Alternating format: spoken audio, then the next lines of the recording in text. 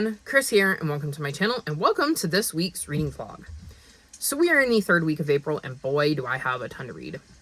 I realized last week that, one, I'm still only 165 pages? Let's look. 164 pages into Valor, which means I need to finish this chunky monkey, because I also need to read Ruin. And then it dawned on me that A Memory of Light was on my greater phase out your TBR. So I kind of need to get to that, and that's like over 900 pages. So between, I think, probably Valor, Ruin, and A Memory of Light, we're looking at 2,000 pages I need to read. So I really need to get on that. I would also like to finish some of the books I've been in the middle of for a while. So we have, obviously, Valor. I've been in the middle of Love Beyond Body, Space, and Time since January. Like, I read this much in January on the last day, then put it down and never picked it back up. So I need to get back to that one. I started The Deadly Fates, which is the third book in the Marvelers series. Or no, the Conjureverse series. It started in the Marvelers series, then was renamed the Conjureverse series. So I would like to get back to that. And then I am almost done with A Crystal of Time, which I really need to get to because I need to read book 6 so that I can read Gustav Gloom. And then I started When the Earth Was Green, and I'm like 64 pages into this, so I would like to finish both of these. What else do I have to focus on this week? Because I have audiobooks that are going to become due. So, other books I may get to this week are Rosaline. I keep wanting to say Rosalie, but it's Rosaline, right? Yes, Rosaline Palmer Takes the Cake. And I have The Third Gilmore Girl. I also have Red Martin Ruins It All, Flight, and something else. It feels like I have another. Oh, The Networked Effect. So I have all of these books out from the library, and all of the audiobooks are coming due, so it's going to be a reading-heavy, intensive week this week, I think, because I also want to work on some of my chunky adult fantasy, so it's going to be a long week. I can tell you that last night I did not feel like filming, because it's like 5 in the afternoon on Tuesday, so I did not feel like filming last night, and this is the first chance I've had to sit down to update last week's vlog, end last week's vlog and start this one. And so when that happens, I will not pick up a book I'm already in the middle of, because it feels disingenuous to be like, okay, so here's where I am in A Crystal of Time, but I finished it now. So I would be talking in the last clip like I hadn't finished it, but this clip like I had, and that just feels really weird. So I picked up something I hadn't touched, and that was The Bullet Keeper's Daughter. And I'm like 17% into this, and I'm DNFing it. I'm just not jiving with the writing. We're following... I don't even know her name. We're following this girl whose name just completely escapes me. It's like she keeps getting referred to as Miss Barnabas by people because it's like a historical fiction mystery, and I think there might be some like steampunk elements if I remember correctly. And she pretends to be her brother and kind of dresses up as him and gets this like case that a duchess, I think it is, wants our main character to find her brother. And there's something about it being like on a different side of the Republic. It's very confusing. And there were times where it was jarring, where something would be happening and there'd be like a page gap, which makes sense. So I'm like, okay, that scene ended. But then the way the next scene started was very jarring, and it was like, okay, well, who is this? I don't know who this is, and you didn't introduce him. You just were suddenly in the scene with this person, and I don't know who they are. So it was really not jiving with the writing, and I think it's better with, again, the amount of books I have access to. When this feels like, I think maybe a 3-star? EB probably in that 3-star range, maybe. Like, at max. And I would need to read books 2 and 3 before I could get to the spin-off series that's on my TBR. The reason I picked this up is because I did not know when I bought, I don't even know what they're called. It's like The Queen of All Crows or something like that. And it's sequel, or that's the sequel. Anywho, I bought these 2 books, and at the time, I did not know that they were like a spin-off of the series, and with the way I am, I want to read the first series first in case there's something in there that I need to know for this one. And one of my goals is to work my way through my 2021 TBR, and these are on my 2021 TBR. So I was like, well, I need to read this series first. So now I've tried it, I've DNF'd it, which means I can take those 2 off because I'm obviously not going to pick them up. Which stinks because their covers are really cool. But I'm not interested. And if I'm not liking this author's writing now, I don't know that that's necessarily going to change. So we're just going to cut our losses and walk away from that. And we're going to see what I can get done. There's just so much I need to read. I'm now 2 vlogs behind because I have last week's and the week before, so my April vlogs. But all of March is posted, which is nice. And then I still need to post my February haul. Well, I need to edit it before I can post it. And then I need to film and edit and upload my March haul. So if I could get that done by the end of April, I would be happy. But again, I have a lot of reading I need to do. So we're going to see how it goes. And yeah, I think I'm going to go try to finish A Crystal of Time. And I will check back in with you in a couple of days. Hopefully, fingers crossed that I have a better week this week and can actually check in. And give you an update on what I'm reading instead of info dumping at the end of the vlog.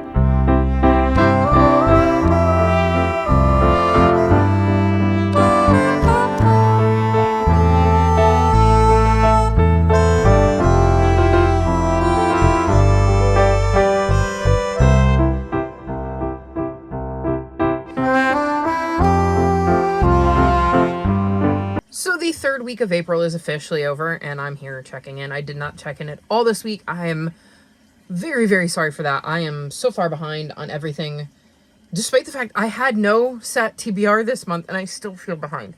So I apologize for not checking in, but I've got some reading done, just a tiny smidge. So let me run you through the giant pile of books I've read this week. So first up, I finally finished A Crystal of Time.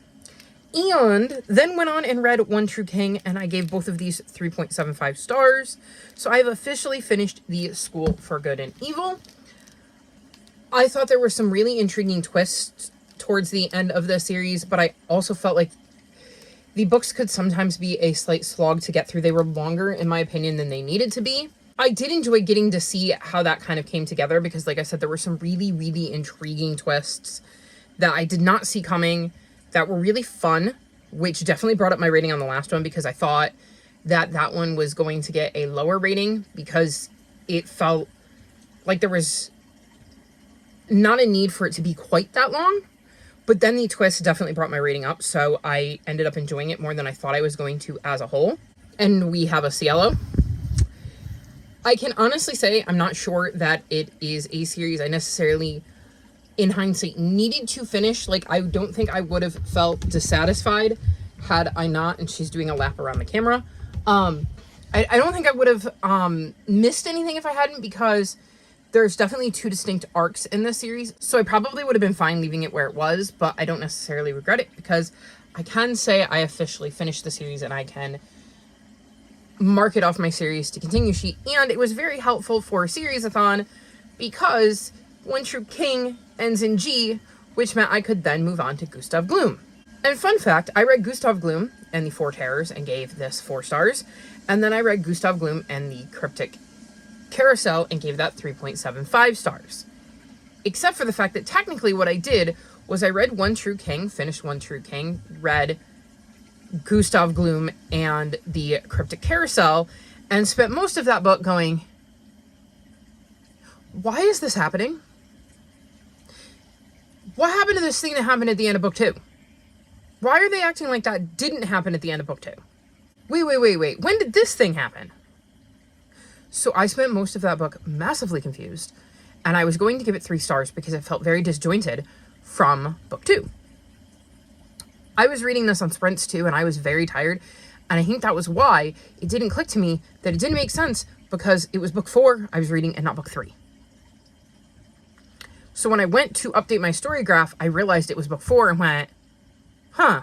And then I looked at my spreadsheet and realized it didn't match the one on my spreadsheet and went, huh. So then I double checked. I read the wrong book. So what I did was I read book 4, and then the next day I read book 3 and then read book 4 again. So I managed to read book 4 in the Gustav Gloom series twice in the space of 24 hours. Mainly because I did not think it was fair to rate book 4 on a read where I spent most of the time confused that it felt disjointed because it was ignoring things that happened in book 2 because there was a whole book in between the events of book 2 and the start of this one. And it was referencing things that happened in book 3 that didn't make any sense to me because I hadn't read book 3. And I feel like it would be very, very unfair to not go back and reread it with the actual context that it came in.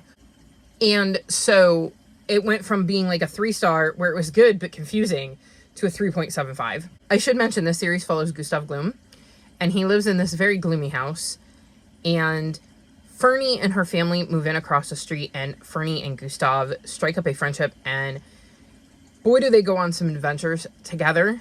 I can't really get into more details without starting to spoil things, but basically you see this friendship bloom between Fernie and Gustav, and it's definitely led to a lot of chaos in Fernie's life, and I think it's been really, really interesting. I really liked the way book 3 played out, so Gustav Gloom and the Four Terrors, and how that fit with what happened in book 2, and made sense of certain things and how we got to where we were by the end of the book, and how it dealt with the thing that happened at the end of book 2. Again, very hard to talk about because spoilers. But there was a big thing that happened at the end of book 2, and I was wondering how we were going to deal with that thing that happened. And I thought that book 3 did a very good job of making a lot of sense of it, which of course then led into book 4, which made a lot more sense when I had all of the context. And again, I thought that they went on a very, very interesting adventure and set some interesting things up. So I'm still invested in the series. I think there are 2 books left. I see no reason I won't finish it by June. I don't think I will be reading 2 books next month, but I think that I will read 1 in May and 1 in June and finish the series up. But I will say the books are definitely better when you read them in the right order. Then I read Wren Martin Ruins It All, and I gave this book 4.5 stars. So this book follows Wren, who ends up as the president of the student council. And granted, it's only on a technicality, but for Wren, it counts. And Wren is not at all interested in the big Valentine's Day dance that happens every year at his school. It is usually this huge deal, but it is also a giant drain on the school budget. And Wren can see so many other places where that money could go that would be more beneficial to more people. It also doesn't help that Wren is asexual, so there's a whole level of personal issues he has with the idea of a school dance because of the idea that it's a Valentine's Day dance, so it's a coupley thing, and he's just not into that. His vice president, however, Leo, who he finds annoyingly perfect, comes up with a solution. Get a sponsor for the dance, and the sponsor Leo thinks would be perfect is the Buddy app. And the Buddy app is essentially not a dating app. So the idea is that you use the Buddy app to find friends, and this would make it less of a coupley dance, and they'd have a sponsor, so Wren would still have access to all of the money that he would be saving from the dance because the sponsor would be paying for the dance. So it's kind of like the perfect solution that allows the school to get the dance that they want, while Wren also gets to take this money and spend it on the things he thinks are far more important than the dance. So it's kind of like a win-win situation. However, it does mean that Wren is now still in charge of this dance that he really wants no part of, and it's an even bigger deal than it's been in the past. He also ends up signing up on this app and meeting somebody that he maybe starts to develop feelings for, while also learning that maybe Leo isn't as annoyingly perfect as he first thought. I really, really enjoyed this book. I loved Wren as a character. I loved seeing his reasoning behind his thought process, like what his issues were with Leo and why his reluctance to use the Buddy app, and then his experience with it and how his opinions maybe changed on it as he got to know more about the app. We also see his relationship with his best friend Ryan and She is a great addition. Like, it is really interesting to see how they play off of each other. And I really like that he's got this really tight friend, and she has an interesting journey throughout this book too, even though she's a side character. It would be really, really interesting to see a future book in her POV, like a companion novel. I don't know that Amanda DeWitt has any plans for that, but I think it could be interesting because I thought Ryan was an intriguing character based on how we got to know her in this one. I just had a lot of fun with this. I really, really like seeing Ren's relationship grow with his anonymous buddy he met on the app. I enjoyed his relationship with Leo and how that evolved and changed as they had to work together with the school dance. I just really, really enjoy the way Amanda DeWitt writes her books. This is the second book I've read by her that I've really, really enjoyed. I read Aces Wild a couple years ago and really, really like that. So I definitely want to look at the Underwood tapes because on the back it has other books of hers, and I don't know what it's about, but I'm hoping I enjoy it as much as I've enjoyed these because I had a fun time with them, and I really, really like Amanda's writing style. Then I read When the Earth Was Green, and I gave this 4.25 stars. So this is a nonfiction, and it says Plants, Animals, and Evolution's Greatest Romance. And it goes through the importance of plants in evolution, how they also evolved along with the animals they kept fed. And I really enjoyed this. I loved seeing how, like I said, the plants evolved, but also why they evolved, what kind of animals were attracted to them, and the interactions these plants and animals would have had. Riley Black does a really good job of writing it in a super engaging way and keeping me invested throughout the story. I also love that I went into this not realizing that this is a transgender author, so I thought that was a really, really cool surprise. So I love that I get to talk about this amazing book that just so happens to be by a trans author. I definitely want to read more from Riley Black because I really enjoyed my journey with this one. And they have a book about dinosaurs. The Last Days of the Dinosaurs, and that just feels like it's going to be right up my alley. So definitely expect to see that in a future vlog at some point. Then I read Flight and gave this 3.75 stars. This is the second book in the Septimus Heap series. So this series follows Septimus Heap, who is the seventh son of a seventh son. He is presumed dead at his birth and ends up mysteriously disappearing. And that night, his father ends up finding a baby girl abandoned and brings her home. And in the first book, we're trying to figure out who is this mysterious baby that Septimus's father has found and what actually happened to Septimus. And in this book, we kind of continue that journey. I got right back into this. I picked the world up pretty quickly, even though it's been a long while since I've read Magic, the first book in the series. I was invested in the characters. I enjoyed the journey. It's a really fast read despite being chunky, so I flew through this a lot faster than I expected to. There were a lot of interesting twists in here and some very complicated relationships that were developed and kind of turned on their head compared to the first book. I think there's a lot of intrigue as to where things are going. And I know there's 7 books in this series, so I'm very, very curious to see how we continue to build on what has happened in the first 2 books and kind of where we go with this journey these characters have found themselves on. Then I read Mrs. Claus and the Halloween Homicide, and I gave this 3.75 stars. So this is the second book in the Mrs. Claus series, and we're following Mrs. Claus, who I think her name is April. Yes, April. And in the first book, we're seeing her first Christmas in Santaland as Mrs. Claus. And in this one, she is trying to bring Halloween to Santaland. And it's been met with some mixed reviews. Some people are really, really excited about it, but there are a few people who don't like change and don't see the reasoning in celebrating more than one holiday, and some scary stuff starts to happen. The pumpkins that are being grown at the castle are destroyed. April has a near-death wish, and somebody turns up dead. And so, once again, April is on the case trying to sleuth out who is attempting to push back against Halloween and if any of these events are interconnected. I ended up enjoying this way more than I thought I was going to. I almost DNF'd it, and I'm glad I stuck with it because I ended up really enjoying the beats of this mystery and trying to put all of the little pieces together.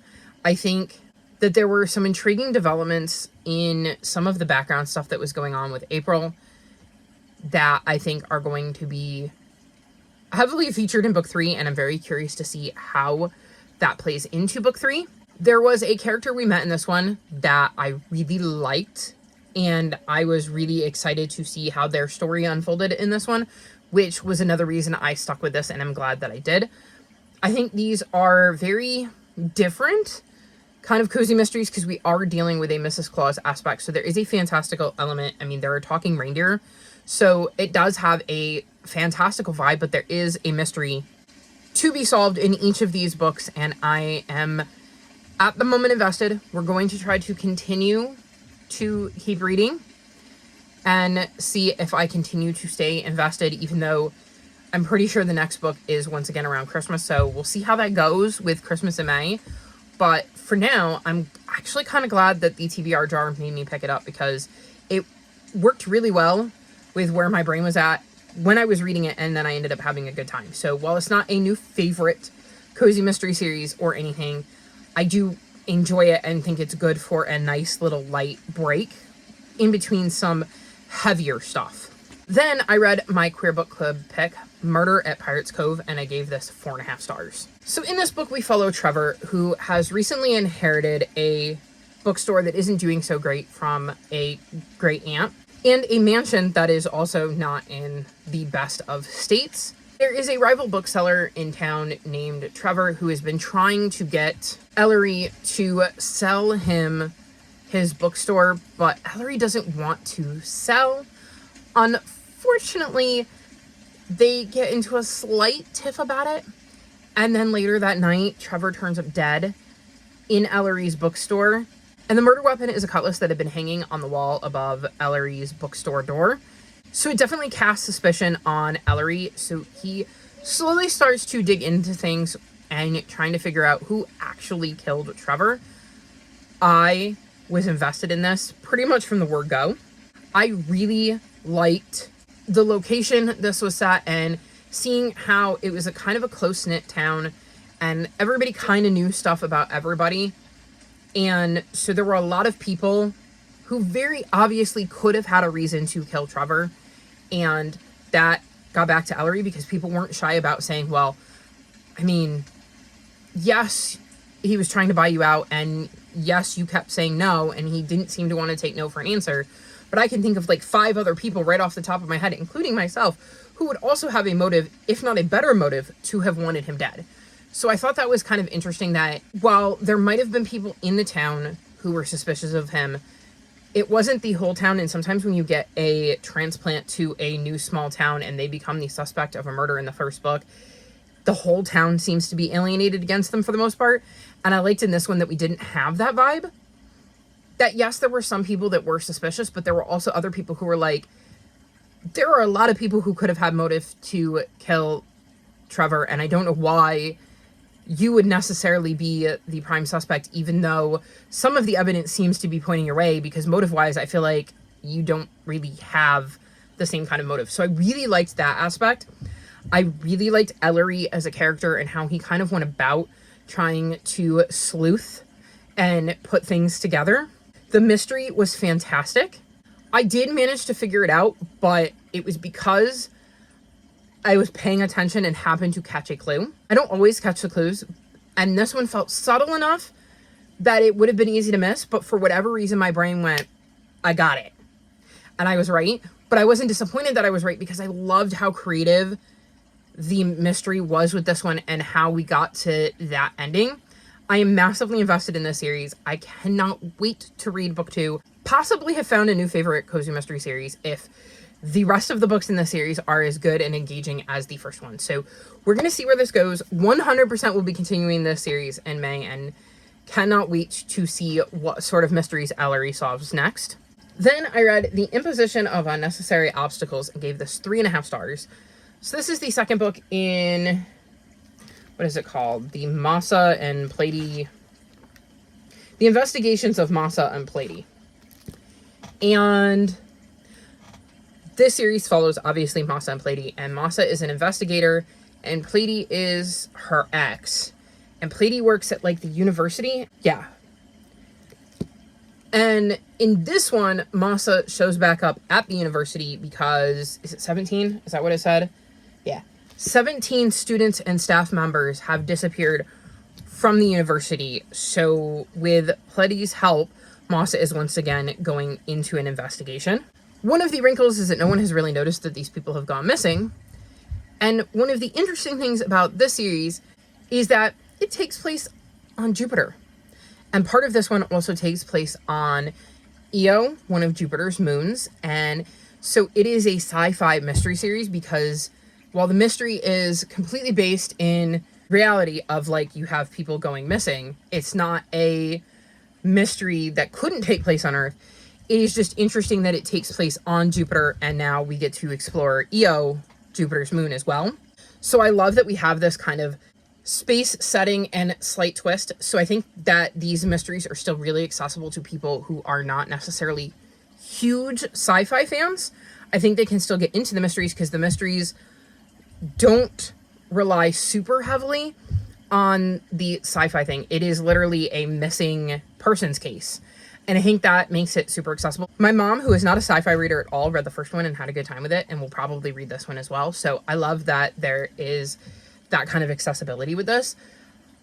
Obviously, this is not my favorite series at 3.5, but I do think they're nice little palate cleanser mysteries with, like I said, that little bit of sci-fi in there. I like how Masa and Pleiades kind of play off each other and how they complement each other.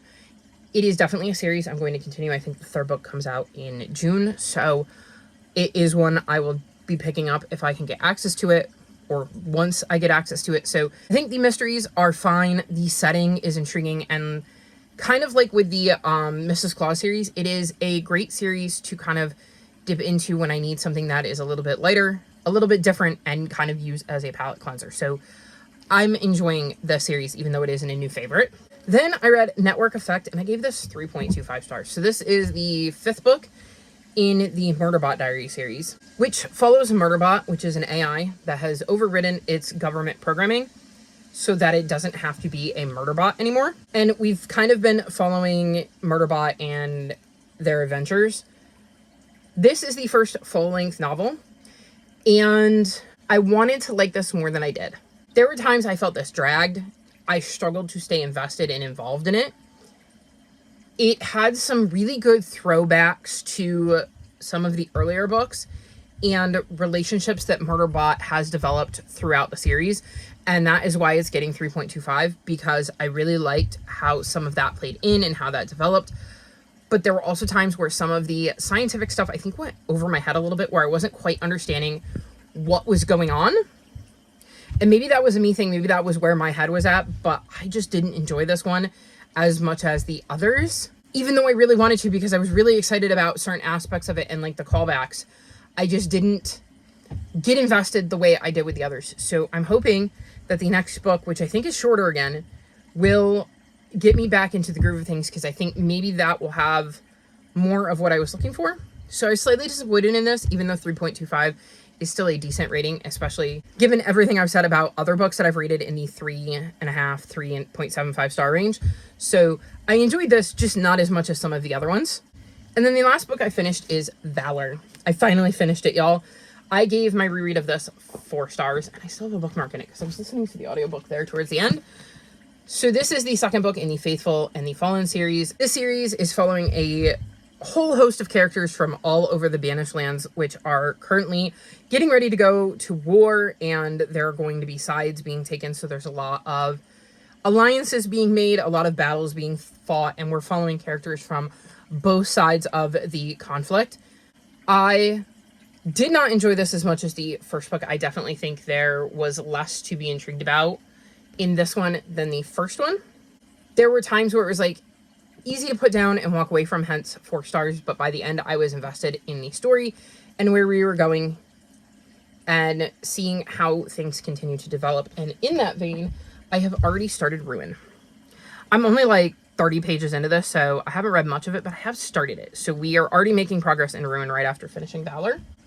Then I don't remember if I mentioned at the beginning of this clip, like when exactly I read it, but I was reading, what is it called? The Bullet Catcher's Daughter. Yeah, The Bullet Catcher's Daughter. And I end up DNFing this. the writing style just wasn't for me. It wasn't engaging, and I had a bajillion books on my TBR that I would be more interested in. I didn't get very far in it. I just was not interested in the story. I feel like I might have talked about it. So hopefully Past Me did talk about it and that I DNF'd it earlier in the video, because I think I might have been reading that before I filmed the first clip. Hopefully, but like most of the details have already faded because I DNF'd it at the beginning of this week. And so I don't really remember what was going on because I did not care enough to know what was going on. Anyways, the only other book that I'm in the midst of that I made progress in is Rosaline Palmer Takes the Cake. And I am on page 123. And this follows Rosaline, who is a single mom and is headed on like a Britain's like next top baker type thing. She's hoping that she is good enough to win the prize money so that she can help take care of herself and her daughter and give her daughter a better life. And she ends up developing feelings for two different contestants on the show. And so far, this is just fine.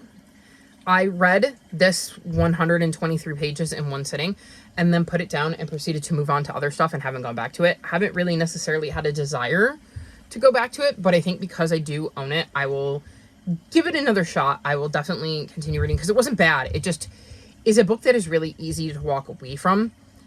I'm not necessarily super intrigued by Rosaline as a character. Like, I haven't formed an attachment to her yet. So I think that is part of it. But it could still be early days because some of it is kind of setting up who the other characters are in this competition and getting to learn more about how the competition works. So maybe as I read, I will get more attached to Rosaline and her story. So we'll continue to give this a go, but right now it is feeling very 3-star at max. I should also mention that I'm still in the middle of, what is it? Here it is. Love Beyond Body, Space, and Time. I really need to get back to this. I keep saying that, and I really should pick it up. And then The Deadly Fates. Hopefully I can get to those next week. I have so much to read and so much to do, and Ciela would like to make another cameo and make sure that you don't forget that she is here. She is here. I did not plan out my month very well. I went, oh, I don't have a TBR. It'll be fine. And then just kind of winged it and did not prioritize things well at all. So here's hoping that May will be better for that and that somehow I can get back on track in the coming week. But if you want to know about that, you'll have to check in to next week's vlog, because that's the end of this week's vlog. All of my social media is linked in the description below if you'd like to come chat with me. If you've made it this far in the video, leave me baking like cake emojis in honor of Rosaline Palmer Takes the Cake. Like this video and subscribe to my channel, and we will talk to you next time. Bye-bye!